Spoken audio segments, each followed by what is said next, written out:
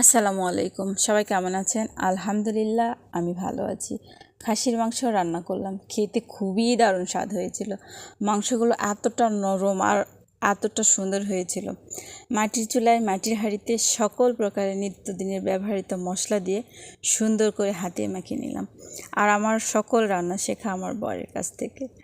আমার বর সাহেব কি বলে জানেন? মাংসের মধ্যে সকল প্রকার মশলা দিয়ে হাতে একটু তেল মাখিয়ে অনেক সুন্দর করে মাখাতে হবে, আর এমনভাবে মাখাতে হবে যেন মাংস দেখে খাওয়ার উপযুক্ত হয়। ও অবশ্য মাখেও অসম্ভব সুন্দর করে। তারপর মাটির হাঁড়ি চুলায় বসিয়ে দিলাম। সয়াবিনের তেল দিয়ে একটু গরম হয়ে আসলে দিব তেজপাতা, শুকনো মরিচ দিয়ে মাংসের সাথে মিশিয়ে দেব। ও আরও বলে, যত আস্তে জাল তত মাংসের স্বাদ। ওর কথা মতো রান্না করি, কারণ তার কাছ থেকেই শেখা। তো দুইবার ভালো করে কষাতে হবে।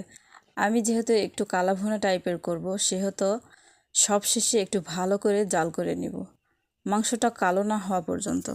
জালটা অবশ্যই অনেক আস্তে দিতে হবে। দেখেন কত সুন্দর একটা কালার চলে আসছে, স্মেলটা যা বের হয়েছে দুর্দান্ত।